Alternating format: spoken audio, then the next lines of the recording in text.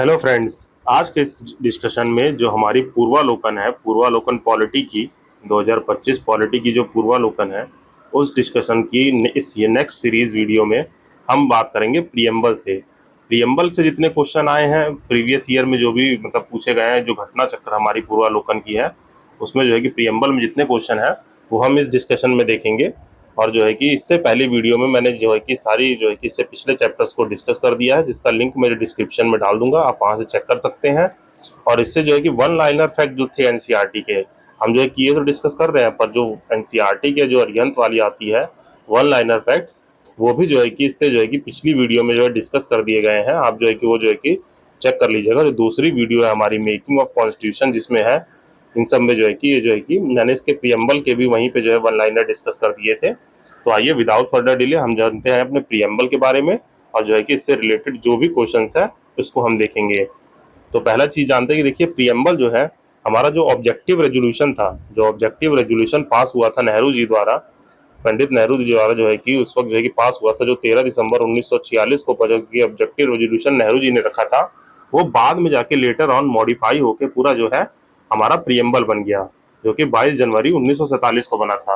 अब प्रियम्बल के बारे में कुछ बेसिक चीज जान लेते हैं कि पहली बार जो है कि ये कहाँ पे इंट्रोड्यूस हुआ था, अमेरिका में। अमेरिका के जो है कि कॉन्स्टिट्यूशन मेकर थे, उन्होंने सोचा क्यों ना जो है कि हम अपने कॉन्स्टिट्यूशन जो लिख रहे हैं, कॉन्स्टिट्यूशन है, उसका जो है कि ऑब्जेक्टिव जो है, ऑब्जेक्टिव या नेशन की फिलॉसफी कह लें, ऑब्जेक्टिव या नेशन की फिलॉसफी कह लें, जो हमारा नेशन किस किस धारणा पे बना है, तो वो हम एक पेज में ही लिख के जो है कि कॉन्स्टिट्यूशन में ही लगा दे कि जो है कि हमारे जो है कि देश के ऑब्जेक्टिव है, या हमारे कॉन्स्टिट्यूशन का ऑब्जेक्टिव है कि वो जो है कि इक्वालिटी प्रोवाइड करेगा, या जो है कि जस्टिस जो है किस तरक्की देगा। इस तरह की बातें जो एक पेज में लिखी जाती हैं उसको प्रियम्बल कहते हैं। और प्रियम्बल के बारे में जैसे हम और भी जनरल बात में समझे, तो जैसे कि मान लीजिए कोई भी हम किताब पढ़ते हैं, कोई बुक पढ़ते हैं, तो जो है कि उसके पहले पेज पे प्रीफेस होता है, तो वो जो है कि बुक के बारे में बताता है कि ये बुक किस बारे में है। तो इसी तरीके से प्रियम्बल एक तरह का डॉक्यूमेंट है जो हमें बताता है कि वो जो है कि कॉन्स्टिट्यूशन या उस नेशन की ऑब्जेक्टिव या फिलॉसफी क्या है। तो प्रियम्बल के बारे में हमने बेसिक इंट्रोडक्शन जान लिया, जो कि हमारा ऑब्जेक्टिव रेजोल्यूशन था, जो कि पास किया था पंडित नेहरू जी ने, और जो है कि लेटर ऑन यही हमारे कॉन्स्टिट्यूशन का मॉडिफाई होके बन गया प्रियम्बल। अब इसमें और क्या बात चलते हैं, जैसे मान लीजिए प्रियम्बल को सोल ऑफ द कॉन्स्टिट्यूशन कहा जाता है। प्रियम्बल को सोल ऑफ द कॉन्स्टिट्यूशन किसने कहा था? ये कहा था जो ठाकुर दास, पंडित ठाकुर दास भार्गवा जी थे, इन्होंने जो है कि इसको जो कहा था कि प्रियम्बल जो है सोल ऑफ द कॉन्स्टिट्यूशन है। और एक बहुत ही प्रोनाउंस जो है कि हमारे जो है कि एडवोकेट है, जो कि मतलब है एनके पालकीवाला जी, इन्होंने क्या कहा था? इन्होंने कहा था कि preamble is a identity card of the constitution.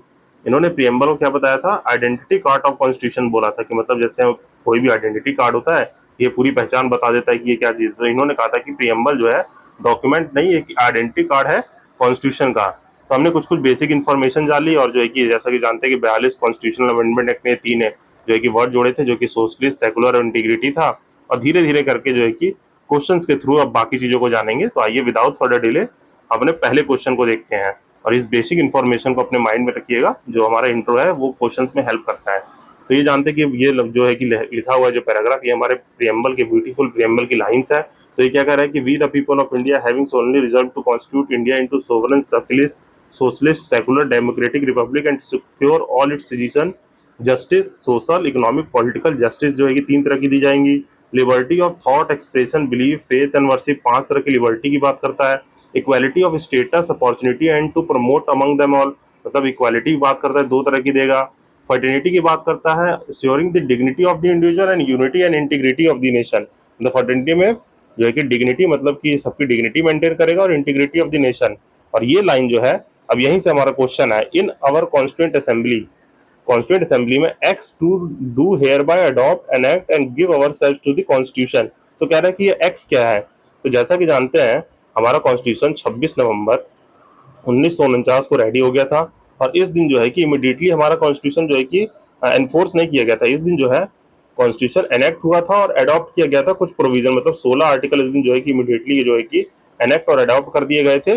तो इसको जो है कि कहा जाता है कॉन्स्टिट्यूशन का एनेक्टमेंट डे, जो है कि हमारा संविधान दिवस कह लीजिए, संविधान दिवस, या तो फिर कह लीजिए कॉन्स्टिट्यूशन डे, जो कि ministry of social justice and empowerment में 25 नवंबर 2015 में जो है कि इसको जो है कि सेलिब्रेट करने के लिए लॉन्च किया था कि इसको जो है कि ऐसे मनाएंगे।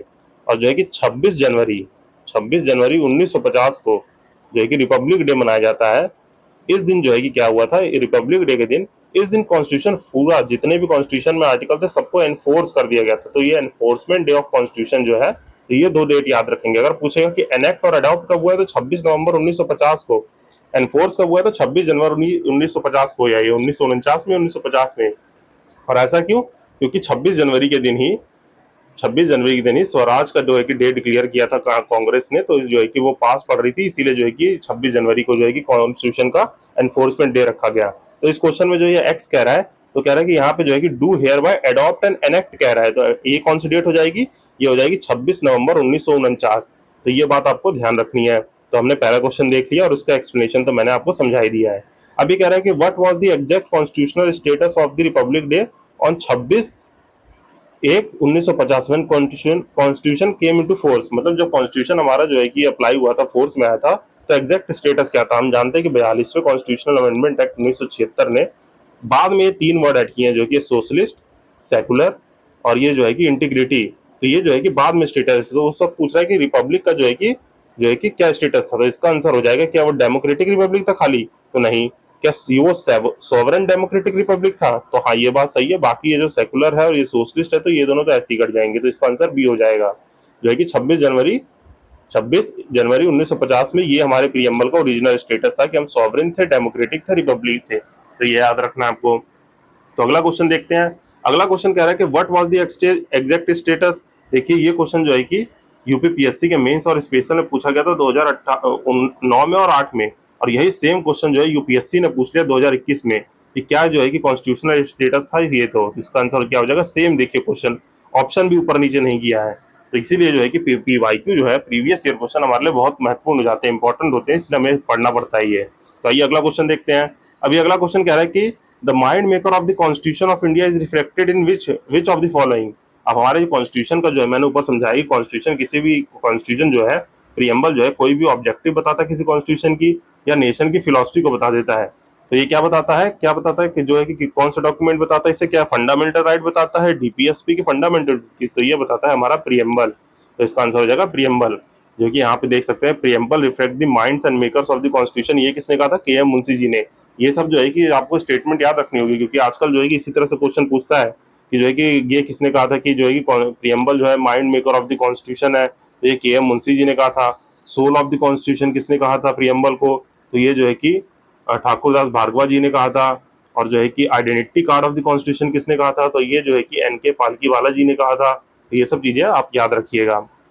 फिर कह रहा है कि how many types of justice, liberty, equality, fraternity in order that have been mention, जो है कि बताइए हमने किन किन किन 3 तरह की जस्टिस की बात की है। देखिए हमने सोशल, इकोनॉमिक और पॉलिटिकल जस्टिस। तो जस्टिस 3 तरह का हो गया। तो किसमें किसमें 3 है? इसमें और इसमें ही खाली 3 है। तो जो है कि ये ऑप्शन हो जाएगा। पर हम आगे भी देख लेते हैं और क्या क्या है। लिबर्टी क्या है? लिबर्टी जो है कि 5 तरह की है, थॉट, एक्सप्रेशन, बिलीफ और फेथ और वर्शिप। मतलब जस्टिस हम सोशल, इकोनॉमिकल, पॉलिटी देंगे, और लिबर्टी किस तरह की? थॉट की, एक्सप्रेशन की, बिलीफ की, फेथ की, वर्शिप की। और इक्वालिटी कैसी देंगे?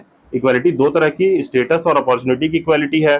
तो ये हो गया 3, ये हो गया 5, ये हो गया 2। अब फर्टिनिटी क्या है? फर्टिनिटी तो जो है कि एक किताब की बात की है, जो डिग्निटी ऑफ द इंडिविजुअल को मेंटेन करे। तो क्या हो जाएगा? 3, 5, 2, 1, ये इसका करेक्ट आंसर हो जाएगा। तो इसी के साथ अगला क्वेश्चन देखते हैं। अगला क्वेश्चन कह रहा है in the context of the preamble of the constitution, क्या इसमें से करेक्ट है? तो क्या ये रिपब्लिक, पीपल्स डेमोक्रेटिक, सॉवरेन ऐसे लिखा हुआ है? तो नहीं, ऐसे नहीं लिखा हुआ है। तो क्या ये ऐसे लिखा हुआ है? Sovereign, socialist, democratic, people, secular, ऐसे भी लिखा हुआ है। देखिए यहाँ पे लिखा कैसे हुआ है।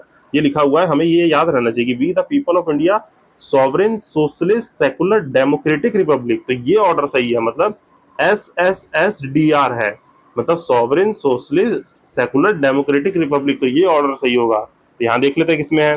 तो इसमें जो है कि इसमें है डी में, sovereign, socialist, secular, democratic republic. तो कैसे याद रखना है? SSSDR। तो ये जो है कि आपको ये एक निमोनिक के थ्रू, ट्रिक के थ्रू याद रख सकते हैं कि यही ऑर्डर है कि 3 बार एस आएगा, फिर जो है DR आएगा, पहले सोस, सेक। तो जो है कि ऐसे याद रखेंगे आप। चलिए फिर अगला क्वेश्चन देखते हैं। अगला क्वेश्चन बात करता है कि इसमें से जो है कि करेक्ट ऑर्डर जो है कि क्या है मेंशन, जो है कि पिछला ही क्वेश्चन है ये, तो सोवरेन, सोशलिस्ट, सेकुलर, डेमोक्रेटिक है। फिर अगला क्वेश्चन देखते हैं। अगला क्वेश्चन बात कर रहा है कि in which form is India declared in the preamble of the constitution. देखिए हमारे प्रियम्बल में जो है कि इंडिया को कैसा डिक्लेयर किया गया, तो हम सॉवरेन है, सोशलिस्ट है, सेकुलर है, डेमोक्रेटिक है, रिपब्लिक है। तो यहाँ पे जो है कि आप इनका मतलब अगर जाने तो सॉवरेन का मतलब होता है कि हम लोग इंडिपेंडेंट है, हम किसी भी डिसीजन में जो है कि इंडिपेंडेंट है, हम जो है कि किसी पे डिपेंड नहीं कर रहे हैं।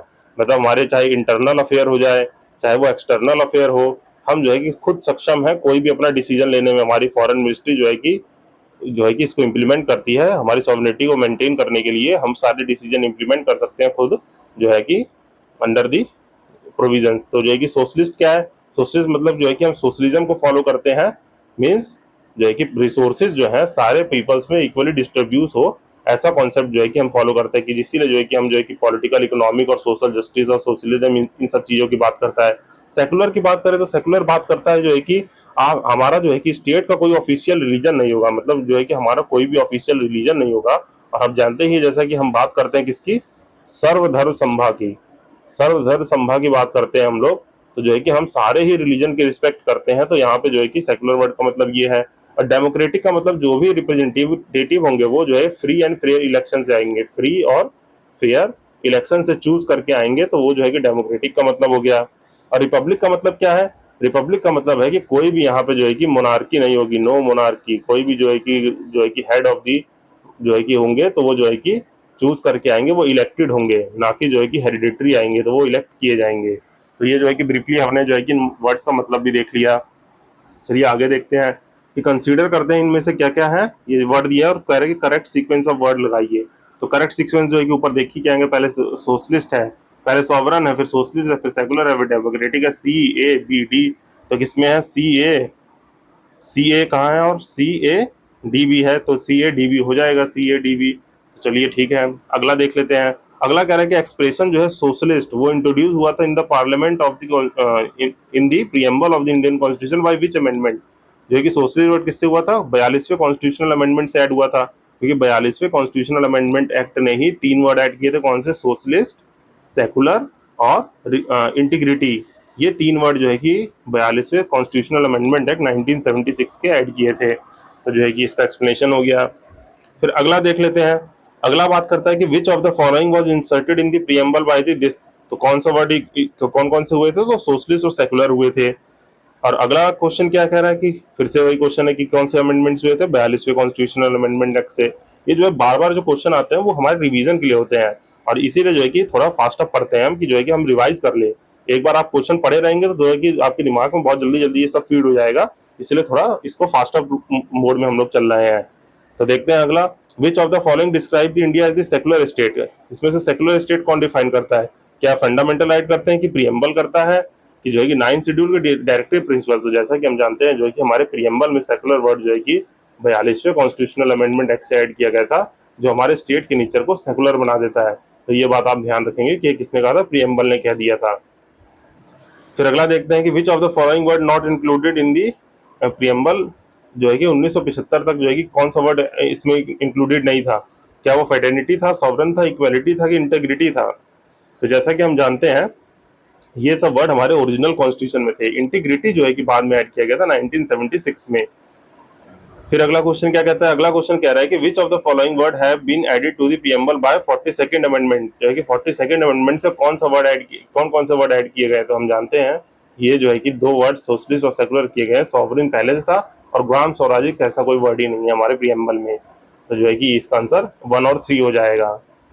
चलिए फिर अगला क्वेश्चन देखते हैं। अगला क्वेश्चन कह रहा है कि consider the following statement in regard to the preamble of the constitution, select the correct code given. ये जो है कि objective resolution by the Nehru था जो कि फाइनली बिकम प्रीएम्बल। तो ये स्टेटमेंट बिल्कुल सही है।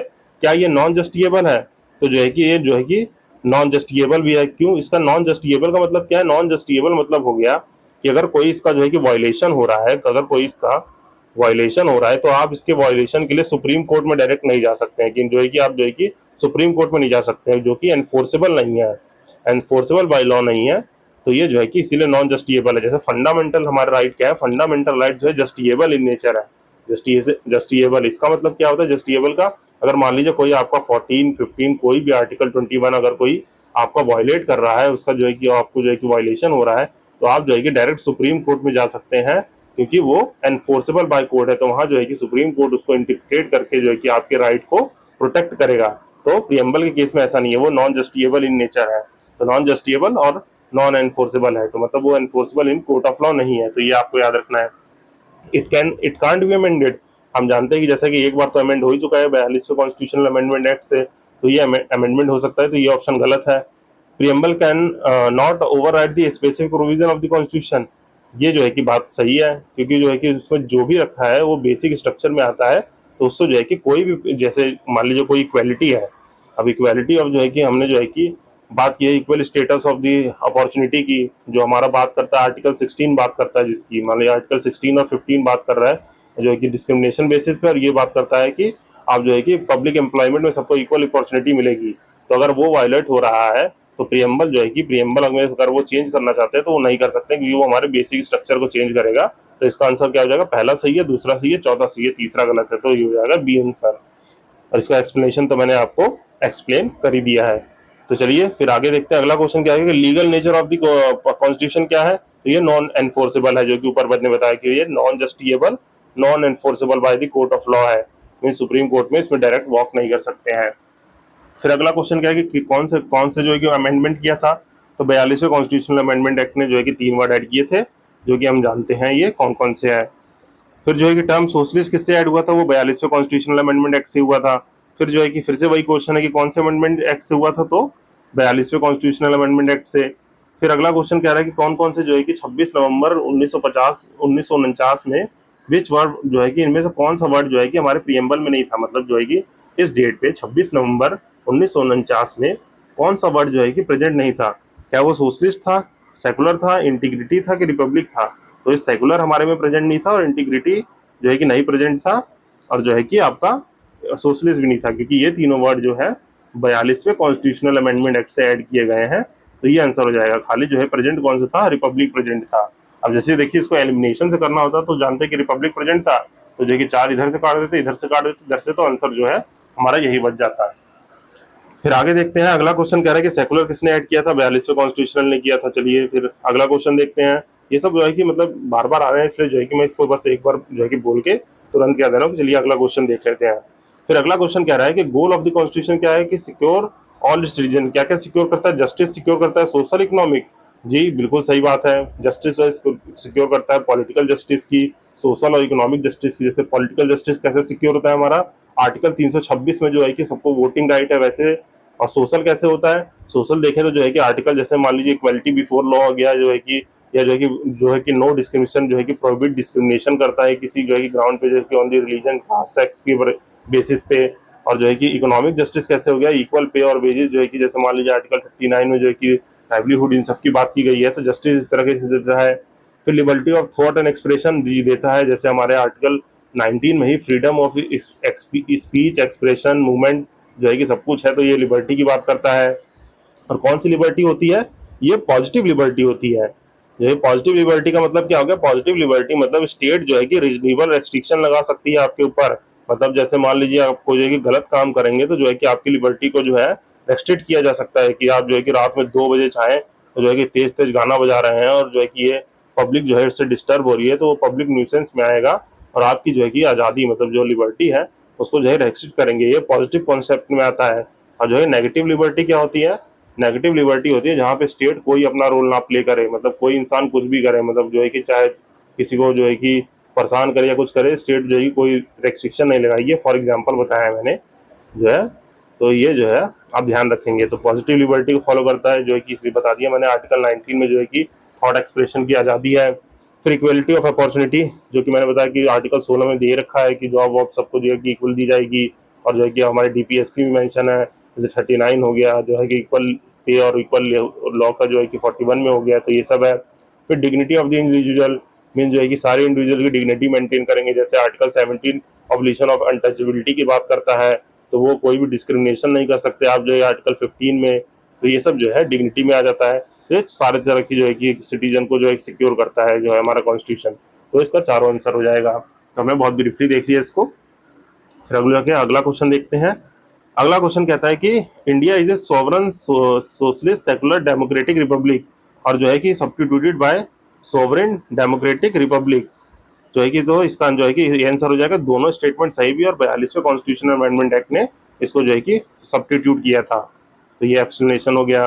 फिर अगला क्वेश्चन कहता है कि India has the sovereignty because the preamble of the constitution begin with the word, क्यों सॉवरेन कैसे है, क्योंकि जो है कि हमारा कॉन्स्टिट्यूशन ही स्टार्ट होता है we the people of India, we the people of India, जो है कि source and authority of the power जो है, सोर्स भी है अथॉरिटी भी है हमारे कॉन्स्टिट्यूशन का, तो जो है कि प्रीएम्बल में यही है we the people of India, तो यही जो है कि हमारी सॉवरेनिटी को जो है कि वो बताता है कि प्रीएम्बल जो है कॉन्स्टिट्यूशन का भी इस वर्ड से होता है।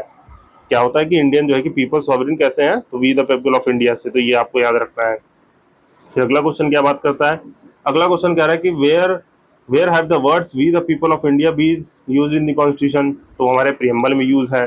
फिर ऑल इंडिविजुअल आर फुल्ली और equally human, this principle is known as, अब जो है कि सारे ह्यूमंस जो है कि बराबर हैं, इस प्रिंसिपल को क्या कहा जाता है, जो है कि पूरे वर्ल्ड में तो इसको यूनिवर्सलिज्म कहा जाता है। यूनिवर्सलिज्म का मतलब हो गया कि सारे पीपल जो है कि बराबर है, कोई भी जो है कि एक दूसरे से छोटा नहीं है, तो इसको यूनिवर्सलिज्म कहते हैं। जैसे सोशलिज्म क्या होता है, सोशलिज्म का मतलब हो गया जो भी पब्लिक रिसोर्सेज है, मीन जो भी पब्लिक रिसोर्सेज है वो सब में इक्वली डिस्ट्रीब्यूट होंगे, मतलब इक्वली डिस्ट्रीब्यूट होंगे, यहाँ पे जो है कि वेलफेयर होगा सबका, सबके हित में सोचा जाएगा, तो उसको सोशलिज्म कहते हैं।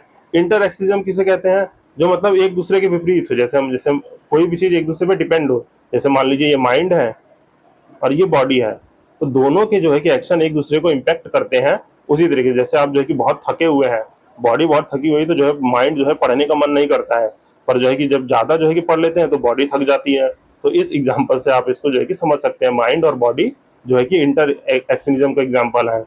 और होलिज्म का हो गया कि सबको मतलब एक एंटिटी की देखे, एक एंटिटी की तरह देखे, कि मतलब सारी एंटिटी एक है, मतलब सब जो है कि एक ही जैसे हैं, तो इसको होलिज्म कहा जाता है। कि मतलब होल एंटिटी, मतलब कोई भी चीज है वो होल एंटिटी की तरह एग्जिस्ट कर रही है, तो उसको होलिज्म कहा जाता है। तो यहाँ पे 4 यूनिवर्सलिज्म, होलिज्म, सोशलिज्म और इंटर एक्शनिज्म, इसको जो है कि देख लिया हमने, और इसका आंसर क्या हो जाएगा, इंडिविजुअल फुल्ली और इक्वली ह्यूमन है, तो वो यूनिवर्सलिज्म का कॉन्सेप्ट है। फिर अगला क्वेश्चन देखते हैं, अगला क्वेश्चन कह रहा है कि which among the following is the correct expression term in this secular, तो सेकुलर का मतलब क्या हो गया कि इंडिया हैज मैनी रिलीजन, कि इंडिया हैव रिलीजियस फ्रीडम, कि following the religion depend upon the will of the individual, और there is no religion of the state in India, तो ये मैंने ऊपर ही बात की थी कि इंडिया का कोई भी ऑफिशियल रिलीजन नहीं होगा। जो सेकुलर वर्ड है ये सेकुलर वर्ड हमारा यही डिटरमाइन करता है कि इंडिया का कोई भी ऑफिशियल रिलीजन नहीं होगा। मीन्स इंडिया में जो फॉलो होता है सेकुलरिज्म, वो वेस्टर्न सेकुलरिज्म से बहुत अलग है। मीन्स जो है कि जो वेस्टर्न सेकुलरिज्म है वो कंपार्टमेंट मॉडल को फॉलो करता है। किस कौन से मॉडल को, कंपार्टमेंट मॉडल को। इसका मतलब होता है कि मतलब जो ये स्टेट है और ये रिलीजन है, ये दो अलग एंटिटी है, मतलब दोनों ही एक दूसरे से इंडिपेंडेंट रहेंगे। पर हम लोग जो फॉलो करते हैं इंडिया में, जो फॉलो होता है वो होता है प्रिंसिपल इक्वल डिस्टेंस का मॉडल फॉलो होता है। मतलब ये जो है स्टेट है, आप इसको स्टेट मान लीजिए, और यहाँ खूब सारे हमारे जानते हैं जैसे रिलीजन है, मैं R1 R2 3 जैसे खूब सारे रिलीजन है, तो स्टेट जो है सबसे बराबर की डिस्टेंस मेंटेन रखेगा। तो ये जो है कि हमारे सेकुलरिज्म का कॉन्सेप्ट है, और जो कि हमारे जो है कि आर्टिकल 25 से लेकर 28 में जो है कि फ्रीडम ऑफ रिलीजन अफेयर्स जो है कि मेंशन भी है, तो इसीलिए जो है कि हम इसको फॉलो करते हैं। पर ये जो है कि रीजनेबल रिस्ट्रिक्शन के साथ आता है, इसीलिए जो है कि सबसे इक्वल डिस्टेंस तो फॉलो करता है, पर किसी माइनॉरिटी का अगर कोई राइट प्रोटेक्ट करना है या कोई रिलीजन जो है खतरे में है, तो उसको सर्टेन जो है कि प्रिविलेजेस भी जो है कि हमारे कॉन्स्टिट्यूशन में दिया गया है, इसीलिए जो है कि वेस्टर्न सेकुलरिज्म से अलग है, और हमारे स्टेट का कोई ऑफिशियल रिलीजन नहीं है, तो ये आंसर हो जाएगा सही। फिर अगला क्वेश्चन देखते हैं, अगला क्वेश्चन कह रहा है कि which of the following is not mentioned in the preamble of the constitution, इसमें से कौन कौन सा नहीं है, सॉवरेन तो है, सेकुलर भी है, डेमोक्रेटिक भी है, फेडरल वर्ड हमारे कॉन्स्टिट्यूशन में कहीं मेंशन नहीं है। हमने जो ऊपर कॉन्स्टिट्यूशन पढ़ा था उसमें कहीं भी ऐसा वर्ड दिखा था फेडरल, तो नहीं, तो यही हमारा आंसर है। चलिए अगला क्वेश्चन देखते हैं, यहाँ पे देखिए कॉन्स्टिट्यूशन ऑफ द प्रीएम्बल जो है कि पूरा है, इसको आप पॉज करके पढ़िए, देखिए इसमें कहीं भी वर्ड फेडरल नहीं है। तो चलिए अगला क्वेश्चन देख लेते हैं, अगला क्वेश्चन कहता है कि which of the following word is not in the preamble. अब इसमें जैसे कि ये वर्ड तो है सोशलिस्ट सॉवरेन, ये पब्लिक वेलफेयर नहीं है।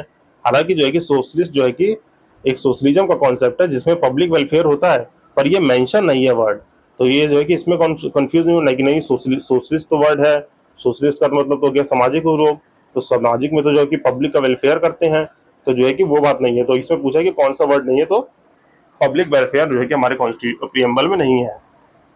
फिर अगला क्वेश्चन देखते हैं, अगला क्वेश्चन बात कर रहा है कि which of the following liberties not embodied in the preamble of the constitution, कौन सा थॉट की बात है, एक्सप्रेशन की बात है, बिलीफ की बात है, इकोनॉमिक लिबर्टी की बात नहीं की गई है। अच्छा, हालांकि जो है कि जस्टिस जो है देने की बात की गई है, इकोनॉमिक जस्टिस की बात है, इकोनॉमिक लिबर्टी की बात नहीं है, क्योंकि इकोनॉमिक जस्टिस और इकोनॉमिक लिबर्टी ये दोनों अलग अलग चीजें हैं, तो इसको ध्यान रखिएगा। इकोनॉमिक लिबर्टी हमारे प्रीएम्बल में नहीं दी गई है, तो ये भी सही है।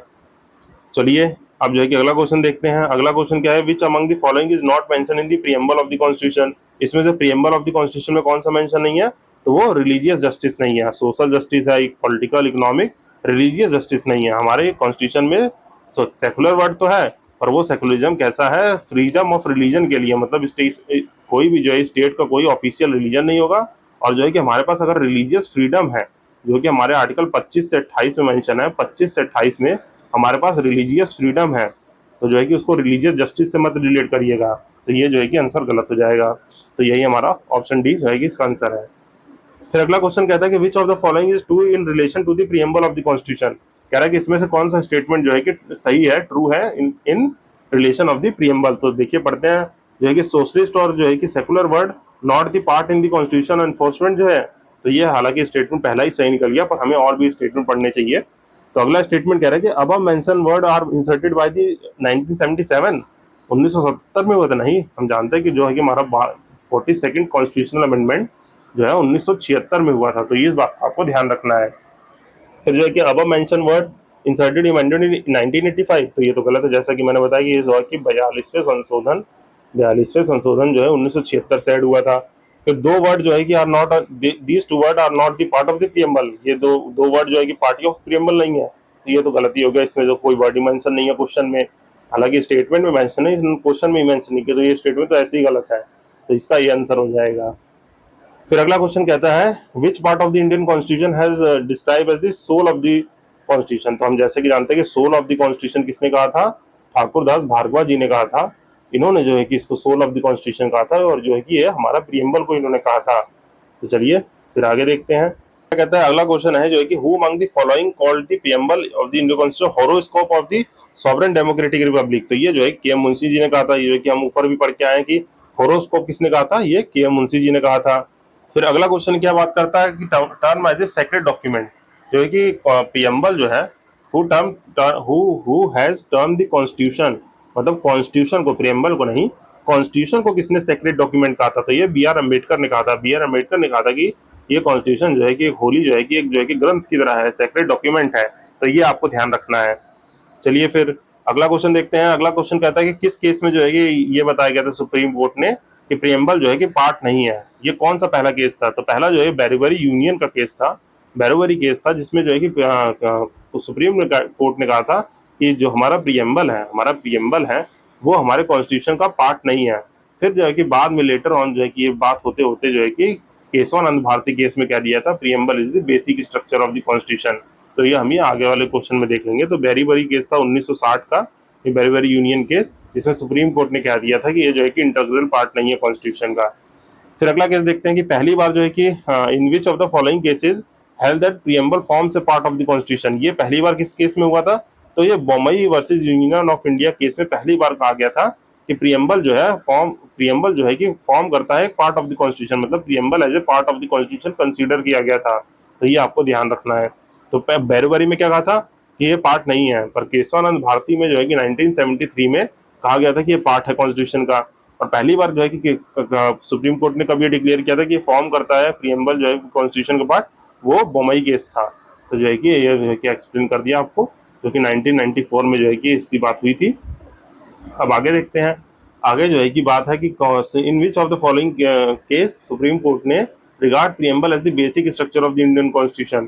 तो ये बात हुई थी केशवानंद भारती केस में। केशवानंद भारती केस में डिक्लेयर हो गया था कि प्रीएम्बल जो है पार्ट के साथ साथ basic structure of the constitution भी है। तो ये क्वेश्चन हो गया। फिर अगला क्वेश्चन कहता है कि ideal and the objective outline in the preamble of the Indian constitution have further elaborated in, मतलब जो है कि हमारे जो है कि प्रीएम्बल का आइडिया और कहाँ पे इलेबोरेटेड है, तो हम जानते हैं जैसे कि directive principle of the state policy, fundamental right और फंडामेंटल ड्यूटीज, जो हमारे कॉन्स्टिट्यूशन का पार्ट 3, पार्ट 4 और पार्ट 4A है, मतलब फंडामेंटल राइट, डीपीएसपी और जो है कि फंडामेंटल ड्यूटीज, इसमें जो है कि प्रीएम्बल को और इलेबोरेट फॉर्म में लिखा गया है कि जैसे इक्वालिटी की बात की, जैसे 14 आर्टिकल देखें, इक्वल पब्लिक एम्पॉयमेंट की 16 आर्टिकल में, फिर कोई भी फ्री लीगल एड है, आर्टिकल 39 में बात हुई है। फंडामेंटल ड्यूटीज में जो है कि 51A में जो 11 ड्यूटीज हैं उनमें जो है कि हमारी क्या क्या जो है कि हमारी इंपॉर्टेंस है, हमें कैसे नेशन की इंटीग्रिटी और फर्टिनिटी को मेंटेन रखना है, तो वो सब जो है इन सब तीनों चैप्टर में बात हुई है। तो ये प्रीएम्बल को रिफ्लेक्ट करता है। तो चलिए इसी के साथ अगला क्वेश्चन देखते हैं। अब अगला क्वेश्चन कह रहा है कि objective of the Indian constitution किस में रिफ्लेक्ट करता है, तो जानते हैं प्रीएम्बल में हमारे रिफ्लेक्ट करता है। फिर इसी के साथ अगला क्वेश्चन क्या है कि हाउ मैनी जो है कि justice provided in the constitution, कितने तरह के जस्टिस प्रोवाइडेड है, तो हमको पता है 3 तरह के जस्टिस प्रोवाइडेड है, जो कि सोशल, इकोनॉमिक और पॉलिटिकल जस्टिस है। और ये मैं आपको बता ही चुका हूँ। पॉलिटिकल जस्टिस कैसे हमारा डिटरमाइन होता है, 326 आर्टिकल में, जो कि इलेक्शंस के अंदर आता है। और ये हमारा क्या है, right to vote means universal adult franchise, तो है कि ये हमारे पॉलिटिकल जस्टिस मेंटेन करता है। सोशल तो है कि आपको पता ही है, तो है कि आर्टिकल 14-15 एग्जाम्पल में हो गया। इकोनॉमिक जस्टिस 41 का एग्जाम्पल ले लीजिए, डीपीएसपी का 41 का ले लीजिए। तो ये सब जो है कि हमारे जस्टिस जो है कि इंस्क्राइब्ड है हमारे प्रीएम्बल में, जो कि 3 तरह की जस्टिस की बात करता है। फिर कह रहा है कि प्रीएम्बल जो है इंडियन कॉन्स्टिट्यूशन का, justice provided to all citizen, social, economic, political, तो social, economic and political, D answer हो जाएगा इसका। फिर अगला क्वेश्चन कहता है कि इकोनॉमिक जस्टिस जो है कि as one of the objective in the constitution provided in, तो ये डायरेक्टिव प्रिंसिपल में, प्रीएम्बल और डायरेक्टिव प्रिंसिपल में प्रोवाइड है, तो ये आपका आंसर हो जाएगा बी। फिर अगला क्वेश्चन कहता है कि प्रीएम्बल ऑफ द कॉन्स्टिट्यूशन जो है क्या है, वो पार्ट है कॉन्स्टिट्यूशन का बट कोई लीगल इफेक्ट नहीं है, तो ये गलत हो जाएगा, क्योंकि पार्ट है और लीगल इफेक्ट है, बल्कि हालांकि नॉन जस्टिएबल है, पर ये आपको याद रखना है पार्ट है कॉन्स्टिट्यूशन का, तो जो है कि बट उसका कोई लीगल इफेक्ट नहीं है, मतलब नॉन एनफोर्सेबल है ना, तो ये चीज जो है कि गलत हो जाएगी। फिर not a part of the constitution, तो ये तो ऐसे ही गलत हो गया, हैज नो लीगल इफेक्ट इधर। A part of the constitution but has the same legal effect of the any other part, तो ये भी गलत हो जाएगा। A part of the constitution but has no legal effect independently of the others, तो ये statement सही होगा। और ये कैसे सही है, क्योंकि पार्ट ऑफ द कॉन्स्टिट्यूशन है, जो कि हमारे जो है कि सुप्रीम कोर्ट ने थ्रू केस लॉ बता दिया था हमें, ठीक। और हैज नो लीगल इफेक्ट, क्योंकि वो नॉन जस्टिएबल है ना, तो नॉन जस्टिएबल, नॉन एनफोर्सेबल का मतलब होता है उसका लीगल इफेक्ट सेपरेटली नहीं है। जैसे फंडामेंटल राइट है, उसका वायलेशन होगा तो आप डायरेक्ट जा सकते हैं, पर इसको जो है कि लीगल इफेक्ट वो इंडिपेंडेंटली नहीं है। जैसे फंडामेंटल राइट वायलेट हुआ आपका, तो सुप्रीम कोर्ट आएगी, देखेगी प्रीएम्बल में जो है कि ऐसी ऐसी बात कही है, तो ये हमारे जो है कि बेसिक स्ट्रक्चर का जो वायलेशन है, तो जो है कि इसको जस्टिएबल कर देती है, तब जो है कि ये जो है कि लीगल इफेक्ट में आता है, पर इंडिपेंडेंटली नहीं है। तो ये वर्ड याद रखना है कि इंडिपेंडेंटली जो है कि इसका कोई लीगल इफेक्ट नहीं है, तो इसका आंसर डी हो जाएगा।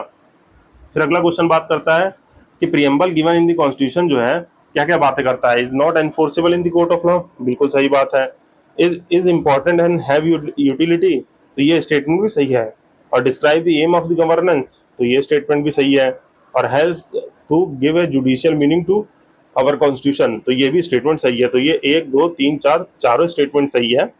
तो ये आपको जो है कि 1 2 3 4 होना चाहिए था इसका आंसर, पर जो है कि कमीशन ने जो है कि ऑप्शन में नहीं दिया था, तो जो है कि इसको जो है कि उस वक्त उस साल जो है कि हटा दिया गया था पेपर से। पर ये चारों स्टेटमेंट सही है, आपको ध्यान में रखना है ये। तो चलिए फिर अगला देख लेते हैं कि पूछ रहा है कि इनमें से कौन सा करेक्ट है। तो social equality is not guaranteed in our constitution, जो है कि बात तो ये तो गलत है, क्योंकि सोशल इक्वालिटी तो हमारी दी गई है। फिर social equality already existence in our country, तो ये बात भी गलत है, सोशल इक्वालिटी नहीं एग्जिस्ट करती थी पहले, क्योंकि जैसे जानते ही हैं जो कि हमारा जो पास्ट है उसमें बहुत सारी जो है कि डिस्क्रिमिनेशन थे, तो इस वजह से सोशल इक्वालिटी नहीं एग्जिस्ट करती थी। फिर social equality is guaranteed in our constitution, हाँ ये बात सही है कि तभी जो है कि सोशल इक्वालिटी को गारंटी कर दिया गया अपने कॉन्स्टिट्यूशन में कि सबको जो है कि इक्वली देखा जाएगा। और नन ऑफ द अबव, तो ये गलत हो जाएगा। तो आंसर क्या सही है हमारा, social equality is guaranteed in our constitution, तो ये ऑप्शन सही है। तो इसी के साथ हमने प्रीएम्बल के अपने सारे क्वेश्चन देख लिए, जो बहुत ही ब्रीफली और प्रिसाइज मैनर में देखे। तो इसी के साथ अगला टॉपिक हम देख लेते हैं, जो ये गवर्नेंस है, इसको अलग से वीडियो में करेंगे, नहीं तो बहुत लंबा सेशन हो जाएगा, इसमें हमें बहुत डिटेल में पढ़ना है। अभी एक छोटा सा चैप्टर है जो कि बात करता है नेशनल सिंबल की, जो हमारे नेशनल सिंबल होते हैं, जैसे नेशनल फ्लैग हो गया, नेशनल फ्लैग, या बात कर ले हम जो है कि नेशनल फ्लैग की बात कर लें, या जो है कि बात की जाए कि नेशनल सॉन्ग हो गया, नेशनल वर्ड हो गया, तो ये जो है कि क्या क्या क्या चीज़ें हैं, इससे जो है रिलेटेड क्वेश्चन जो आते हैं हम उसको देख लेंगे।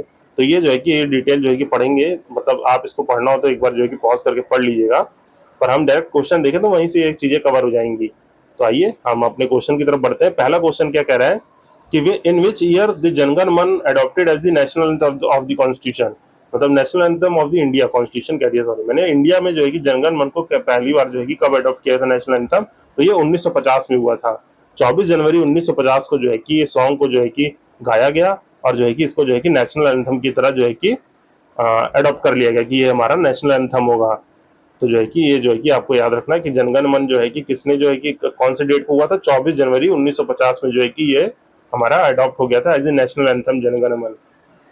फिर अगला क्वेश्चन क्या कहता है, अगला क्वेश्चन बात करता है कि when the Hindi version of the national anthem जो है कि adopted by the constituent assembly, मतलब ये सॉन्ग तो बंगाली में था ना, तो जो है कि हिंदी में कब हुआ, तो हिंदी में अडॉप्ट हुआ था 24 जनवरी 1950 को, मतलब 24 जनवरी 1950 को इसका हिंदी वर्जन एक गाया गया, जिसको जो है असेंबली में तो ये अडॉप्ट कर लिया गया उस दिन, तो अपने रिपब्लिक डे के 2 दिन पहले। तो जो है कि आप जो है कि जनगण मन ओरिजिनली कंपोजिंग थी बंगाली में गाया गया था बाय रविंद्रनाथ टैगोर, और इसका हिंदी वर्जन जो है कॉन्स्टिट्यूएंट असेंबली में जो है कि 24 जनवरी 1950 को जो है कि अडॉप्ट किया गया था। और ये पहली बार कब गाया गया था, 27 दिसंबर 1911 में जो है कि पहली बार गाया गया था कोलकाता सेशन में इंडियन नेशनल कांग्रेस में। तो ये आपको याद रखना है। फिर कंप्लीट और formal rendition of the national anthem कितने सेकंड का है, मतलब कि कंप्लीट कितने देर में करना है, तो ये 52 सेकंड में जो है कि पूरा नेशनल एंथम कंप्लीट होना चाहिए, ये ऑफिशियल ड्यूरेशन है। ये जो है कि formal rendition of the national anthem तो वो 52 सेकंड का होता है।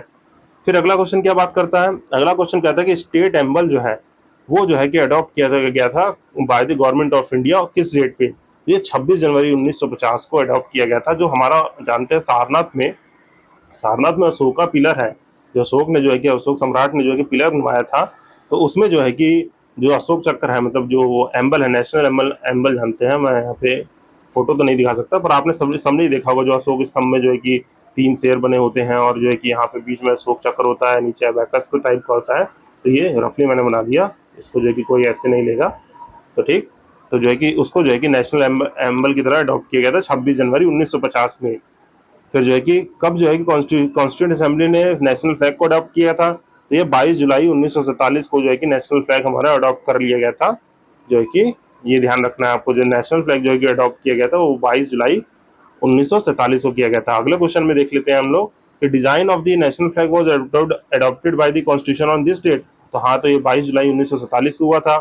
और फिर the wheel in the national flag has 21 spokes, मतलब जो अशोक चक्र है उसमें क्या, उसमें जो है कि 21 जो है कि स्पोक्स हैं, तो ये स्टेटमेंट गलत हो जाएगा क्योंकि वो कितने हैं, वो 24 स्पोक्स हैं, ये जो है कि 21 नहीं वो 24 हैं। फिर जो है कि रेशियो कह रहा है कि width of the national flag to its length is 3:4, तो ये भी गलत है। इसकी जो है विड्थ होती है, वो जो है विड्थ है, मतलब विड्थ टू द लेंथ का रेशियो होता है वो 2:3 होता है। ऐसे नॉर्मली हम जो है कि लेंथ और ब्रेथ का लिखते हैं, मतलब length is to breadth ratio लिखते हैं, जो कि 3:2 होगा। तो यहीं पे कंफ्यूजन है, इसने कहा है कि विड्थ और जो है लेंथ का रेशियो, तो अगर सही सही होता तो क्या होता, 2:3 होता, मतलब जो इसकी चौड़ाई और लंबाई का रेशियो कितना है, 2:3 है। अगर यहीं पे लिखा होता लेंथ और यहाँ लिख दिया होता विड्थ, तो जो है कि आंसर क्या बन जाता, 3:2 बन जाता, कि मतलब लेंथ का रेशियो 3 है और ब्रेथ का रेशियो जो है कि 2 है, विड्थ का रेशियो। तो ये आपको जो है कि ध्यान रखना है। और यहाँ पे तो एक गलती दिया हुआ है, तो इसमें से कौन सी स्टेटमेंट सही, खाली पहली स्टेटमेंट सही है जो 22 जुलाई 1947 को की गई थी।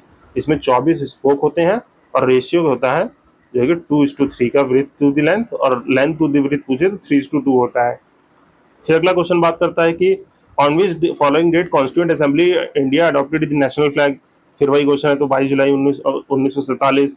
फिर जो है कि नेशनल फ्लैग का डिजाइन वॉज अडॉप्टेड ऑन, तो ये जो है कि इसका आंसर यही हो जाएगा 22 जुलाई 1947। फिर अगला क्वेश्चन बात करता है कि कंसीडर दी फॉलोइंग स्टेटमेंट, जो फ्लैग कोड है हमारा, फ्लैग कोड जो दिया है ये यूपीएससी का 2023 में सोचिए क्वेश्चन पूछ लिया गया था कि उसका स्टैंडर्ड है नेशनल फ्लैग का 600 mm इंटू जो है कि ये, मतलब जो है कि हाँ 3:2 आ रहा है रेशियो, पर जो है कि क्या ये सही है, तो जो है कि ये जो है कि गलत है, क्योंकि उसके भी जो है कि जो रेशियो को, जो लेंथ और जो है कि ब्रेथ दे रखा है, उसके भी कुछ रेशियो डिटरमाइन है, मतलब नेशनल जो हमारा फ्लैग कोड है उसमें जो है कि रेशियो डिटरमाइन है कि मतलब ये इतने इतने का ही होना चाहिए, तो ये स्टेटमेंट गलत है।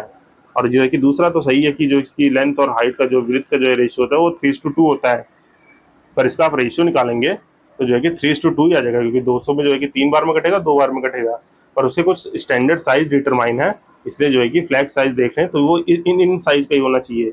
मतलब जो है कि 9 साइज हमारे पहले से डिटरमाइन है कि जो है कि एक जो है कि सबसे छोटा साइज होगा वो 150 × 100 का होगा, जो है कि उससे बड़ा 225 × 150 का। इसी तरीके से देखिए ये जो है कि पहले से डिटरमाइन, और सबका रेशियो 3:2 आएगा, तो इन्हीं रेशियो में ये स्टैंडर्ड साइज जो है, इन्हीं रेशियो में जो है कि फ्लैग होगा, तो जो है कि इसको स्टैंडर्ड साइज माना जाएगा, इसलिए पहला स्टेटमेंट गलत हो गया तो दूसरा स्टेटमेंट सही।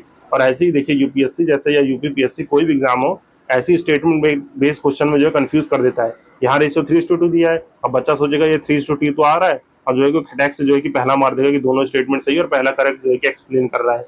पर यहाँ पे जो है कि यही पे हमें पकड़ना है कि सिर्फ पहले से फिक्स साइड डिटरमाइन है, जो कि पहला स्टेटमेंट गलत हो जाएगा और दूसरा सही है, तो इसका आंसर डी हो जाएगा। तो इसी के साथ हमने ब्रीफली जो है इतने क्वेश्चन देख लिए। अगले कुछ क्वेश्चन देख लेते हैं। तो अगला क्वेश्चन कहता है कि कितने नंबर ऑफ स्पोक्स थे, तो 24 स्पोक्स थे। नेशनल एनिमल कौन सा है अपना, तो नेशनल एनिमल हम लोग जानते कौन है, वो टाइगर है। टाइगर को जो है कि नेशनल एनिमल जो है कि हमारा रखा गया है। तो टाइगर आपको याद रखना है कि जो कि नेशनल एनिमल, जिसका साइंटिफिक नेम जो है पैंथेरा टाइग्रेस लिनियस है, जो कि ये भी आपको याद रखना है। और इससे रिलेटेड जो है कि टाइगर कंजर्वेशन प्रोजेक्ट चलता है, जो 1973 में लॉन्च किया गया था। नेशनल फ्लावर कौन सा है, तो वो लोटस है। तो लोटस जो है कि आप अपने नेशनल फ्लावर को याद रखेंगे। फिर जो है नेशनल बर्ड क्या है, नेशनल बर्ड पीकॉक है। तो आपको ये भी याद रखना है कि पीकॉक जो है कि हमारा नेशनल बर्ड है। फिर अगला क्वेश्चन क्या कहता है कि जो है कि व्हील व्हील जो है, जो मतलब अशोक चक्र है, wheel on the national flag, वो क्या रिप्रेजेंट करता है, तो वो जस्टिस को रिप्रेजेंट करता है। जो व्हील है हमारे इस नेशनल फ्लैग में, वो जस्टिस को रिप्रेजेंट करता है, तो ये याद रखना है। फिर जो है कि नेशनल कैलेंडर जो है, ये इसके ऊपर क्वेश्चन पूछा गया कि national calendar of the India is based on the Vikram era. और जो है कि फिर बात हुई है national calendar is adopted from the date 26 January 1950। तो ये दोनों ही स्टेटमेंट गलत है। विक्रम एरा पे नहीं है, वो जो है कि हमारा साक एरा पे डिपेंड करता है। वो साक एरा पे है, जो कि 78 एडी में, 78 एडी में शुरू हुआ था। विक्रम एरा कब शुरू हुआ था, 57 बीसी में, जो है कि किंग विक्रमादित्य ऑफ उज्जैन थे। King Vikramaditya of the Ujjain, इन्होंने जो है कि इस कैलेंडर का इन्वेंशन किया था। और जो 57 बीसी में, तो ये वो कैलेंडर है। पर हमारे यहाँ कौन सा फॉर्म फॉलो होता है, वो होता है साक एरा वाला कैलेंडर, जो साक संवत कहते हैं, साक एरा कैलेंडर, तो वो फॉलो होता है। और जो कि फॉर्म हुआ था 78 एडी में, जो है कि अगर मान लीजिए 8 से जो है कि 78 एडी वो है, ऐड करना पड़ेगा उसको, तो आपको ये याद रखना है। तो फिर जो है कि ये जो है कि साक एरा हो जाएगा, तो ये स्टेटमेंट गलत है। और जो है कि ये अडॉप्ट कर लिया गया था 22 मार्च 1957 को, ये जो है कि नहीं, तो ये कौन सी डेट है जो अडॉप्ट किया गया था, 22 मार्च 1957 को ये अडॉप्ट किया गया था। दोनों स्टेटमेंट गलत है, तो यहाँ से जो है कि आंसर हो जाएगा डी। तो इसी के साथ हमने ब्रीफली जो है कि अपने प्रियम्बल और नेशनल फ्लैग के क्वेश्चन देख लिए।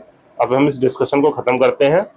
तो अगर आपको ये डिस्कशन अच्छा लगा हो और ये पूर्वालोकन सीरीज पसंद आ रही हो, तो प्लीज सब्सक्राइब वाला बटन जो है कि आप दबा दीजिए, और जो है कि नोटिफिकेशन भी ऑन कर सकते हैं, जिससे कोई भी नई वीडियो आए तो आपको पता चल जाए।